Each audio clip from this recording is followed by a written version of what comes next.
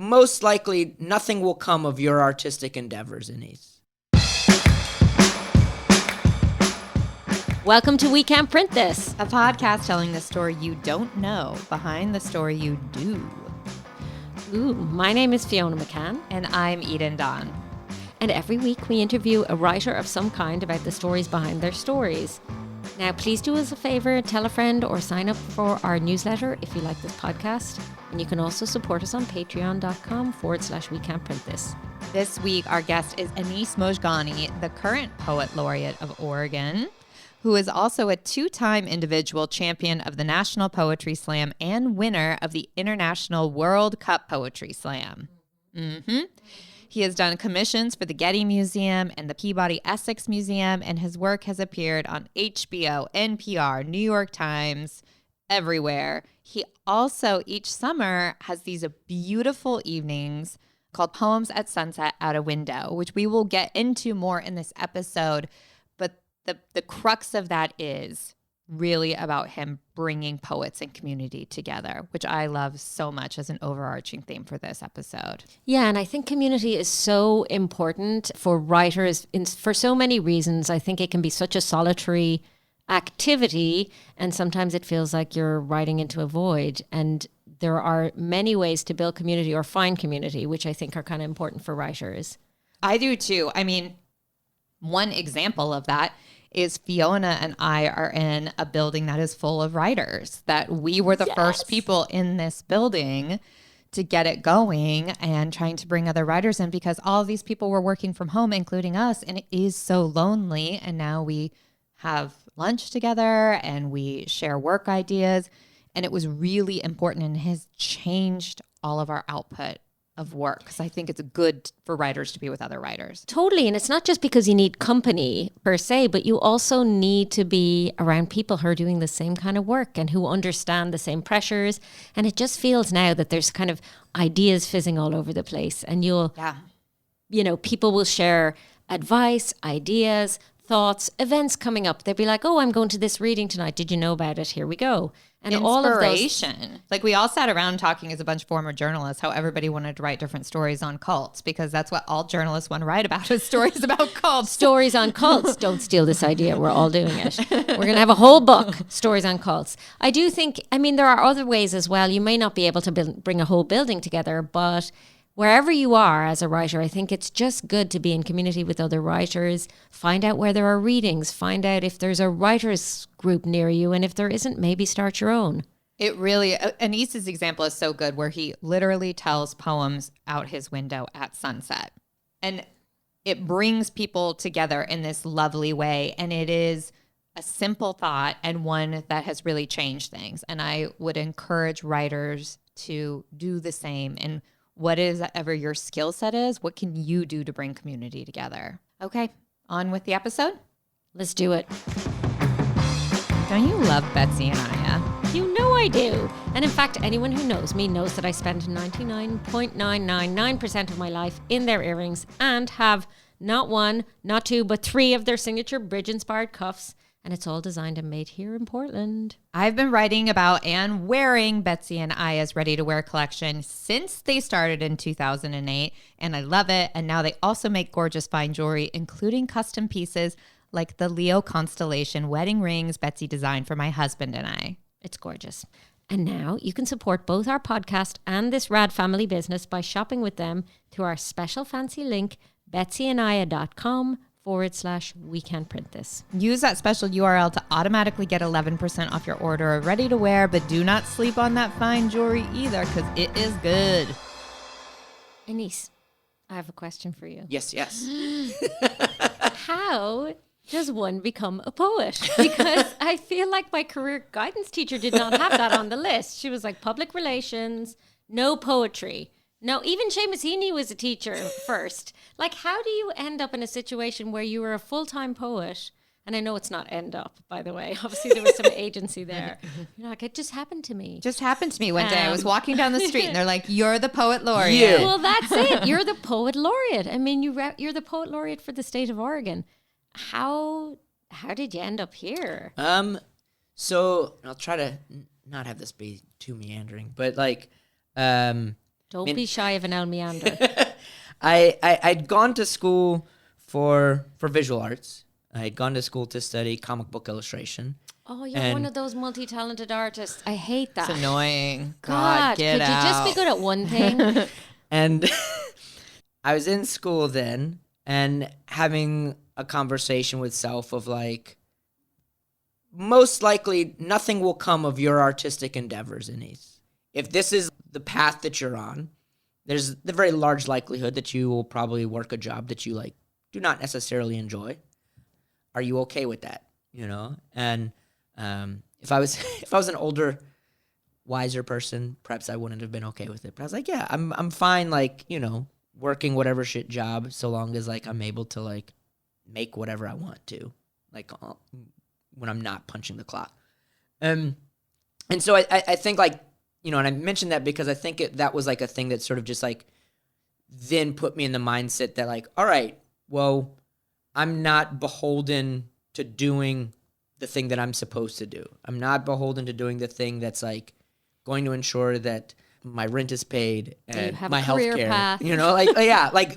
Those things. Yeah. Like it's great if those things fall into place, but those aren't the things that like that I'm shooting for. Like I'm shooting for something else, and the other things just support whatever this artistic endeavor is.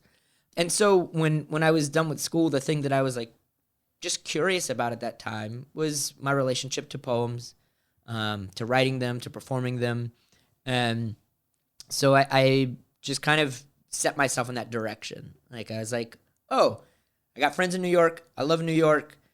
New York also has like a really thriving spoken word and poetry slam community.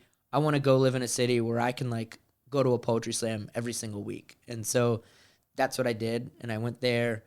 And it was like probably sometime like around that time where, realizing that there weren't many folks, but I knew of poets in the community that would get paid big checks of money for like doing poems at colleges, and I was like, I don't know how one does that, but I know that it exists. So maybe if I just like keep doing poems, maybe I'll end up there. So I kept doing poems and And at some point I had won the National Poetry Slam, and it placed me I just dropped that one in. At one point, I had won the national One poetry point, I became Miss America, and Exactly. And so once I was Miss America, it had this, gave me sort of like this extra bit of confidence of like, oh, well, perhaps I'm doing something right, and perhaps there is something else that could happen with this. And around that time, a young poet who was in college was like, yo, can you come to my school?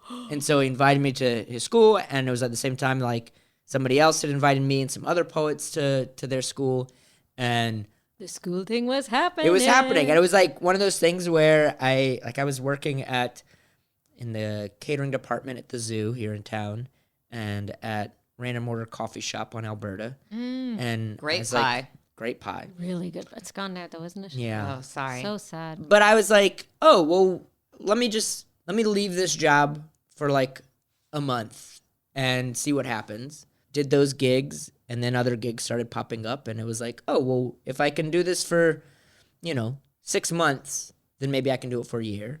And I did it for a year, and I was like, well, if I do it for a year, then maybe I can do it until I don't want to do it anymore. Yeah. And so that was Maybe they'll make me the was poet that. laureate. And maybe I they'll don't make me the know. poet laureate of this Miss state. Universe. Miss Universe. Let's talk about the new book. This was written, mostly over the last like 6 months, I guess. But it's very much a kind of like a new book that's speaking to sort of like the particular chapter of this last year in my life, but connected to very previous things. So there's like some poems in there that are older, but for the most part, it's like all from 2022. for the most part. And how do you describe that recent chapter? Well, the book itself, I tell folks that the book is about love. That's my favorite. And during the pandemic, I found myself, I'd say to folks that like largely I was writing either poems about revolution or love poems. They belong together. Well, that's the thing. Like they basically just feel sort of like the same poem, or seeking to do the same thing. But I don't know, like I found myself, like one of my close friends was like, oh, I love the idea of just a book of love poems. That just sounds really nice right now. And what was interesting, I was like, that does sound really nice. And I would go to Pals and just sort of to kind of see what perhaps books of love poems existed. And they didn't really. Like there weren't books that I could find from contemporary collections that were just like, here's a book of love poems. You know? Really? Like, Right. here's love fallen out of here's fashion? an Elizabeth Browning book of love poems. Right. Pablo Neruda. Exactly. Or, you Or know, your but- sonnets. Yeah, but not really. Now, were you in love at the time? I was in love, but I was heartbroken. Oh. It was like, I like 2022 was a year that was more so the first half was just like kind of rough on my heart. And so by that token, I do hate that. Why does heartbreak make work so good? But then whenever I'm heartbroken, I try to console myself and be like, I'm going to make something real good now. And then when things are going really well in my life, I'm like, fuck, can I not create stuff now? Yeah. I don't know. But I just feel like, doesn't it seem to be the case? Do you think that any love poems are ever written of people just being in love I think so. simply? I mean, like, I think historically, I tend to often write from a place of love. And when I'm in, like, there's plenty of poems in here that are like written in love. And like the book itself, I think like isn't so much about heartbreak. Like there's some moments where it nods to that, but really I think like, what is heartbreak doing but revealing that which in us has been like shaped and carved by that love. Mm-hmm. And that shaping and carving of love is ultimately, I think, like how we learn to fill that space, whether it's like with somebody else, Right. but ideally, like it's not filling that space inside of ourselves with somebody else, but like what are we filling in ourselves with ourselves? And so, whatever love that is transpiring with another person is ultimately like an opportunity for me to, just like increase my capacity of love for myself. Mm-hmm. And like by increasing that capacity of love for myself and better understanding myself, I'm then able to love other people more fruitfully and more successfully and more wholly. You have to be so open to that, though. I think sometimes there's a danger that it almost carves a smaller space in your heart if you're not really careful. 100%. Yeah. Because it's like you're on a path and you come to a fork in the road and there's a sign that says, "This way to the pit of despair." Oh, and this away way we skip. away from the pit of despair. And both arrive you on the other side of the field at back at the same place. And it's like, well, I guess I'm going by the pit of despair, and like, and not only am I just going by the pit of despair, but then I'm like hanging out on the bridge and just sort of like Yeah. staring into the I pit. And it's know. like, Anis, you don't have to stay here. Even though there's this aspect of mining my grief at times to create something, that thing that I end up creating ends up being something that like serves me and is not something that like makes me feel worse for having like engaged with it in this manner, And it's not like you're inviting terrible things to happen in order to create great E- art. either. exactly. It's I like- hope not. You know what I mean? Please And like, don't. there's, it's funny, I think about like when I was younger, there was definitely like this like aspect like, I kind of wish like I wouldn't like seek it out, but there was this Yeah. thought of like, man, if only something like interesting would happen. Even if that interesting thing was like horrible, then I could like make art from such. And it's, I think that there is like at times this like weird wrestling when one is seeking to create things. Like how do we, like you were saying, like about how does one create things when one is not in a place of like pain, And I think that like it's totally doable. Again, like so much of my work stays present, trying to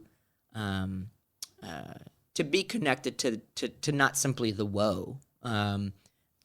If it's carrying sadness in there, is also carrying humor and brevity in it. And if there's like brevity and joy in it, that there's also like moments that are being stuck in there or snuck in there that's like, oh, hold this, but also don't forget that there's also these other things that are existing at the same time. Fully realized humans. We're all the things. We're And sad and we crack horrible jokes in our deepest moments of sadness and like to cope. Sorry, I just have to say before we move on, I have to confess that in the like 5th grade, I was deeply obsessed with the idea of getting kidnapped because I thought it would give me like really good be stories so to tell. cool. I thought I would be like on TV and I was like, I could probably make a career out of it. I'd be like the girl who was kidnapped and I escaped and then like just thought I didn't want anything bad to happen to me. I guess wanted some people to put me in a van, feed me candy and then like let me loose and then I would get to tell the tale. And I'm so sorry you never got kidnapped. I'm in my early 40s. Do you think it's too late? It's never too late to get never kidnapped. too late. It's never too late to get I kidnapped. hydrate very well, moisturize. I look so young. It's true though. And I think, I mean, I definitely relate to obviously looking for some drama when one was younger and feeling like I live in such a boring time also. And now I'm like, it's a little bit too interesting now. I've missed boring. Global pandemics. But I also, Circles of fire. I think when I hear you talking about that, I think it's worth considering like people's whole body of work. I mean, often when I think of people writing out of pain, there's this poet, Jared Manley Hopkins, who wrote these really despairing poems. So full of pain. Actually, they kind of bothered me when I was younger because he wrote them in Dublin and I somehow took grave offense at that. But anyway, he also wrote some poems of exquisite joy. And although you may not find both things together in one actual poem, in the body of his work, you can see the sort of vicissitudes of emotional range. It's not like he was marred in despair forever, although I will forever associate him with that, to be honest. Well, I mean, like, that's the thing. Like, when I was younger, one of the writers that I read a lot of was Charles Bukowski. And, there's a writer that is a lot of problematic aspects, like, to both him and his writing. But I think that, like, there's an aspect to, as I read more and more and more, what I thought was really beautiful was that aspect that here was this writer who really kind of despised humanity. But, like, if one just started reading more and more and more of this body of work, you got to bear witness to this, like, journey of a person who went from being miserable and hating people to, like, breaking open with more and more love and more joy. And so there is something always, I think, like, really, really lovely and special about getting to look at a body of work of a person. You're the first boy ever who has brought up liking Bukowski that hasn't given me red flags. I have to say that my whole life is always like the boy, the 100%. angsty punk boys at a party who were quoting Bukowski, and I was like, because that's like, and that's the thing. It's like I recognize that, and here's this poem of his. He's writing about loving this piece of music from Brahms. Okay. But then you just start seeing more and more poems like that. And I was like, this is kind of wild to just sort of like, just look at it as an experiment of looking at a person's life. That's kind of rad.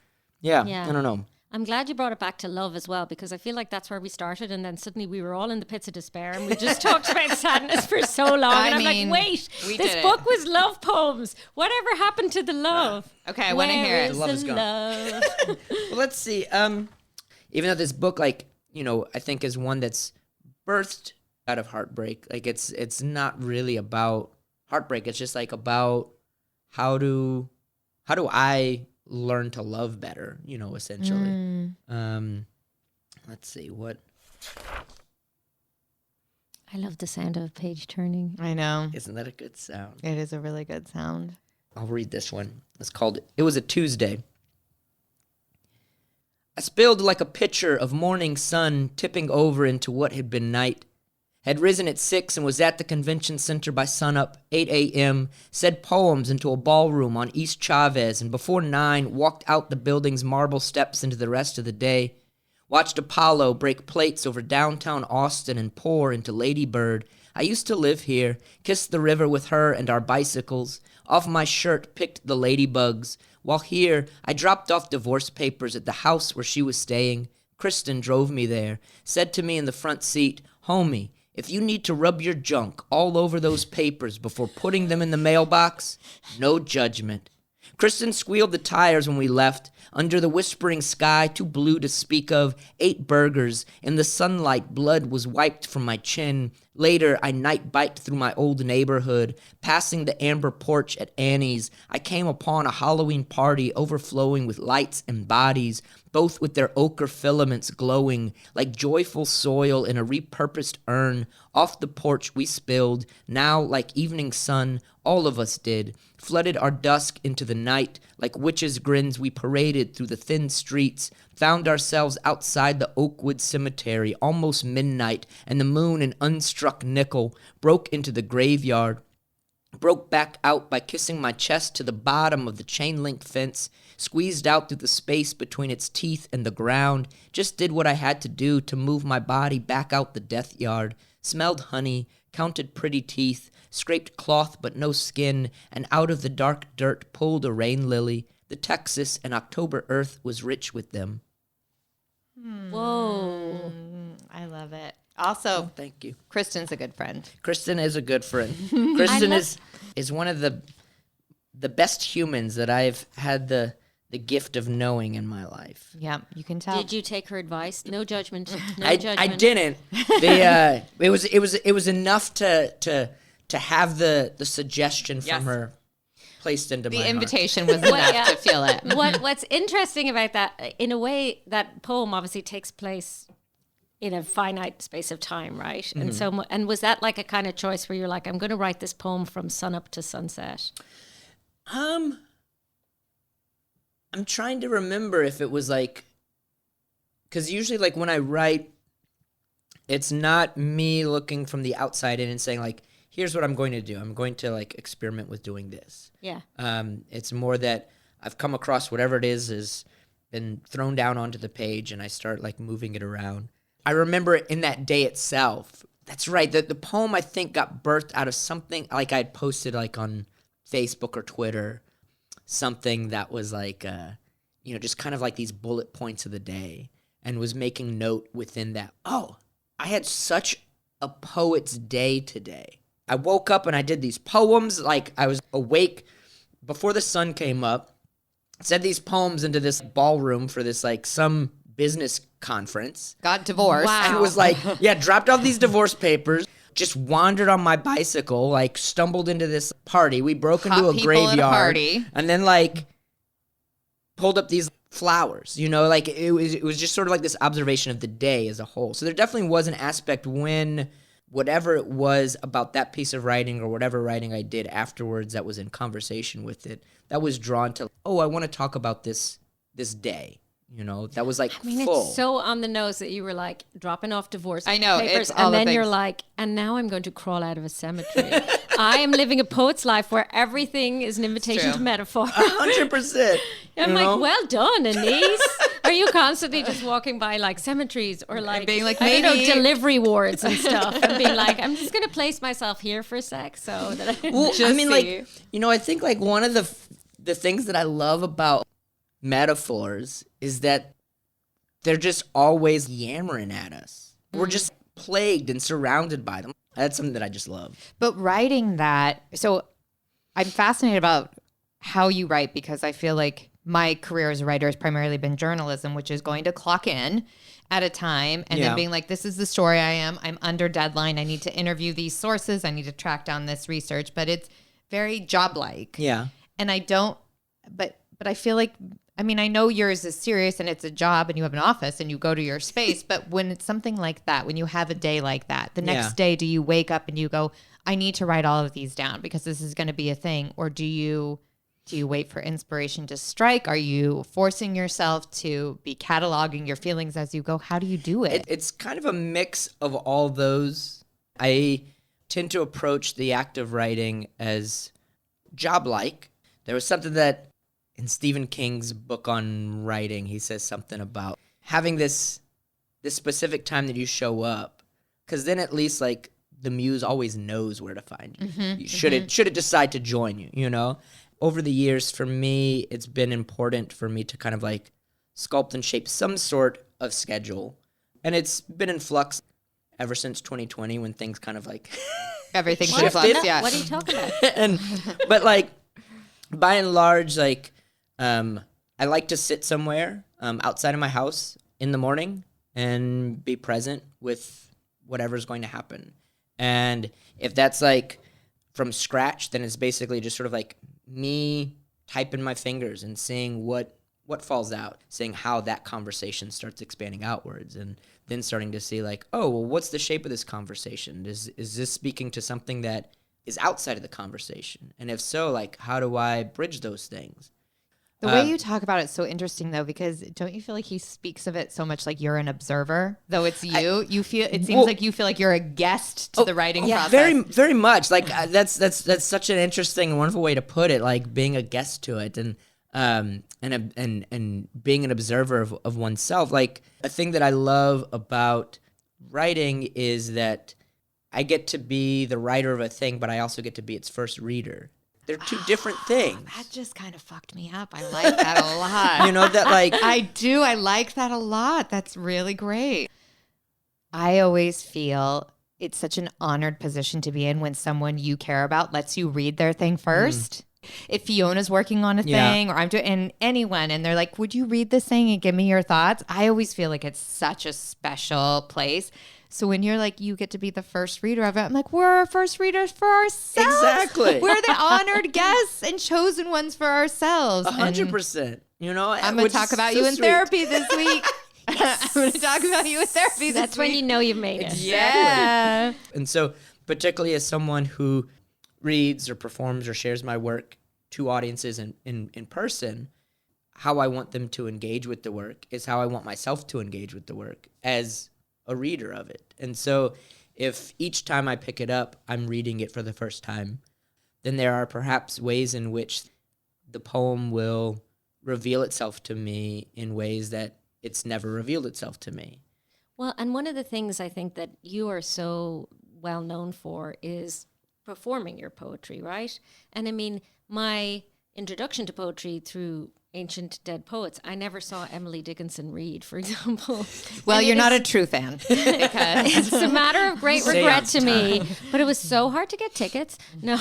And so I only have interactions with her when I think of Emily Dickinson. It's that interaction with the page, with the shape of the physical words on the page, with the voice in my head, which is not Emily Dickinson's, or is it? We don't know. We don't know. Yeah. And yet you have this thing that you create, and then you put it on the page, and then you say it. Does it change what the art is in that moment? Does it change the poem? Does it change the work? I mean, like, I can only imagine that there is an aspect that it does. Yeah. You know, that over the years, there's, you know, been folks that have come up to me and, you know, said that they can now only read my work with my voice in their head. Me Or that, too. like, they like, you know, Yeah. reading it isn't the same as hearing me say it. So there's definitely, like, I think, like, at times a relationship to that specifically for folks. When I read your work, it's going to be Emily Dickinson's voice, just so you know. That's the way, that's the move. How did you learn your poetry voice? Because it is so distinct. I Look, love for listening to anyone- you read your yeah. poems Oh. so much, and Well, thank you. It brings me such joy and such energy to it that really honestly made me appreciate poetry differently, because I can hear the life Yeah. in it. But you must, I mean, you do know that it changes how people feel about it, or it makes people Yes. feel a way to hear you. So how do you do that? At what point were you like, this is how I read poetry? Well, I mean, like, it's been an ongoing journey. Like, how I read it now feels pretty rooted in the now. But I don't know, it might be different in 5 years. Because I know that it's different from how I read it when I was 20 and how I read it when I was 30. So there was, you know, and there were, like, specific points on that journey that sort of were me engaging with trying to understand how it was that I wanted to share work. When I was younger and first getting into reading my work aloud to people, there were a number of, like, at that time it was just sort of like the internet was such a baby, and so the only thing that I had in Savannah, Georgia was, like, recordings off of a CD of poets competing in poetry slam, and so, you know, that was, like, a big part of shaping and showing me how a person might do this. And so that kind of like filtered into like, oh, well, I get excited from hearing this passion and this excitement, and just like this coolness in some of these poets.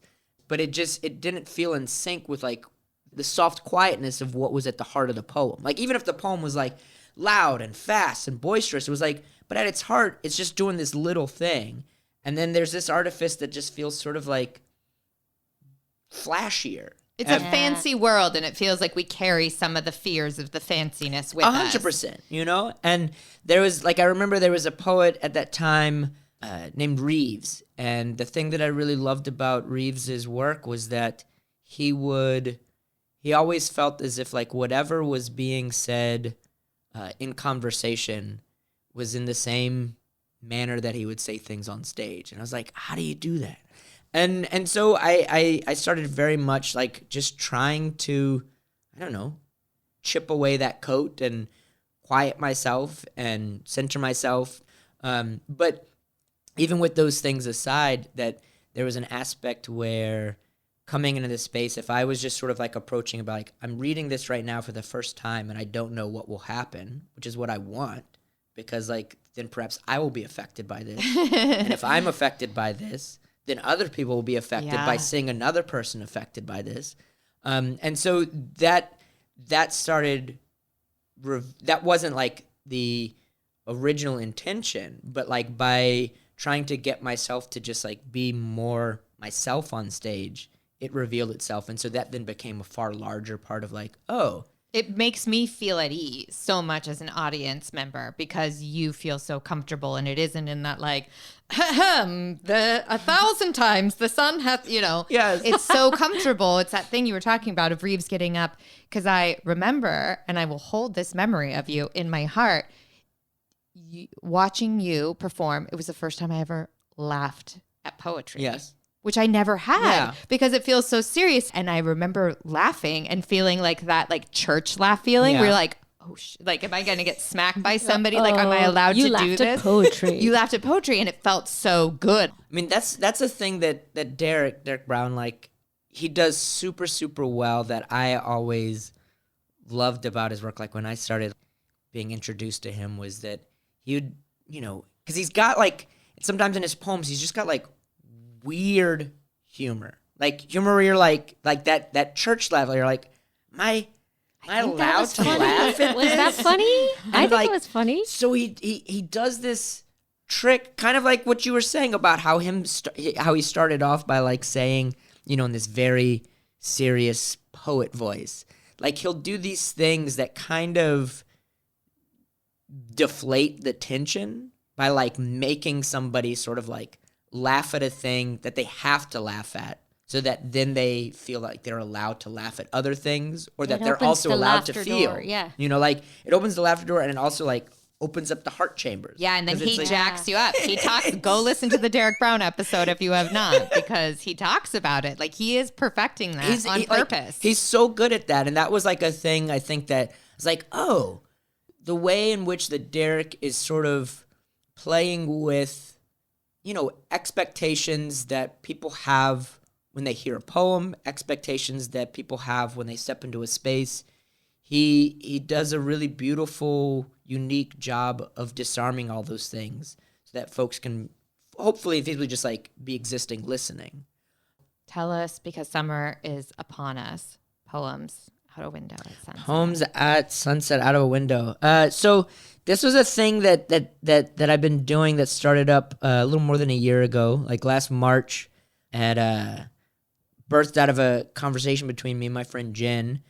We started this thing called Poems at Sunset Out of a Window, and what it is me reading poems at sunset out of the window of my art studio in Southeast Portland, and it's literally just that. And folks show up and throw down their chairs or stand quietly or sit on blankets or the ground, and is a thing that didn't know what was going to happen with it. Like I remember that first one, I had no idea who was going to show up. I had been missing what it meant to have a relationship with sharing work to one's local community. Yeah.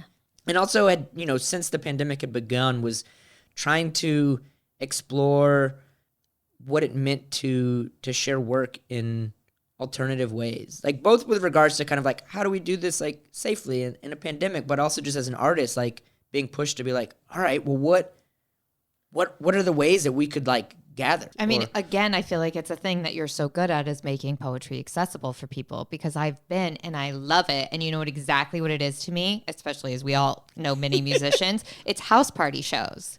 You know what I mean? Like nothing is the same as when you're younger and you go to a house party show where you're all crowded in somebody's living room or like a gross basement and bands are playing and you love it. And it's never the same as like going to a proper Exactly. music To a venue. big venue, And that's how I felt when I was literally sitting in the street with some stranger's like chubby dog laying on me. And I was so happy. And I was like, this is the Portland that I love. And which is like, you know, I was just talking with someone yesterday about this, about how like, you know, that was a thing that after like the first few ones, few folks would come and be like, it felt like the Portland that I used to love. And which was, you know, something really, really sweet to hear, but also like something that like felt like very kind of like revealing of just like, oh, well, what are the ways in which any of us, all of us, can think about like, well, what do we want in a city that we live in? Yeah. And do we have a responsibility? And do we have a responsibility? Do we have the capability to build it? And like the building of it can happen in like large ways, but it can also happen in like really small ways. Totally. You don't know? have to be on city council Exactly. to affect change in your community. You can open your window and bring the tools Exactly. that you You have, know? which is like you have cool friends, you have poems. That's And what it. I love We'll share about this. that particular event as well is that it's right. I have a daughter who goes to that school, Mm-hmm.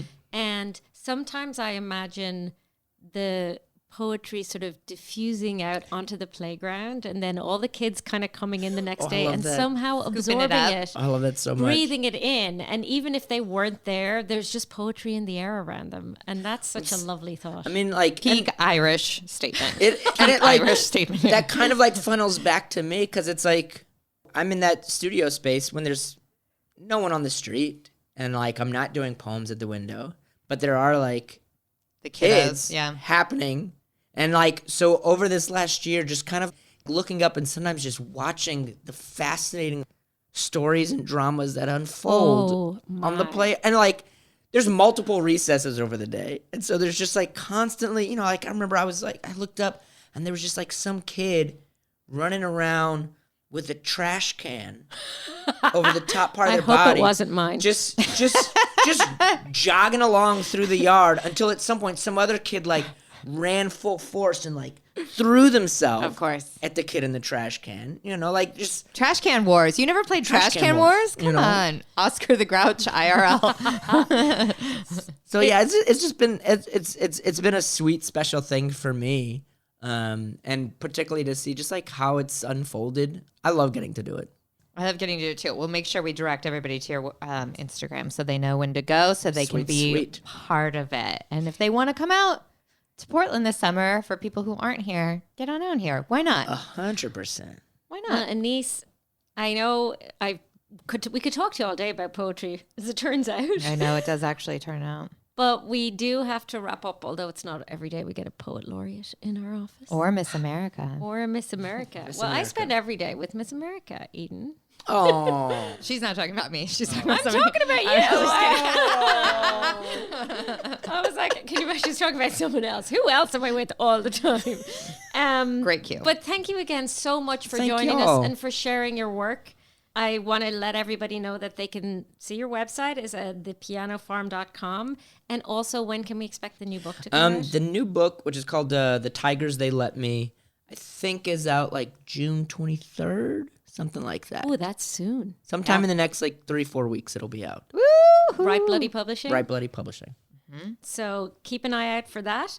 And also you can follow Anis and also see him post about upcoming shows and videos on his Instagram, which is at the Piano Farm, and follow him on Twitter at Mojgani. And that's it from We Can't Print This for today. You can see more information about these episodes, including transcripts, which are a lot of work, so please have a look, and links to things we talked about at wecanprintthis.com. And also you can check out our Instagram stories at We Can Print This for all the visuals too. We're also on Twitter, of course. We'll see how long this lasts at We Can Print This. We do all the socials. We do them all. Thank you to our producer, Miranda Schaefer, and to our friend Dave Depper for our intro music. This podcast was recorded at the Writer's Block in downtown Portland, Oregon. And big thank you to our third office mate, Richard Ritchie, for building out the We Can't Print This newsletter template that's now coming your way each month with all the fun bits possible. We'll put some good stuff from Anis in there too. Yeah, it'll be fun. And if you happen to be a writer with a really great behind the story or a great story, anything great, please write to us at wecanprintthis@gmail.com. You never know. You could get on. If you would like to go on a date with Anis, please write us at... we can cut that. I just wanted to see if you were still paying attention. But also, weirder ways to meet people. There are. We have lovely listeners. I'm sure you do. They're all good looking as all well. good looking. Every We've single decided. one. All We've good decided. looking. Start sending those emails. You Get heard them it on here. in.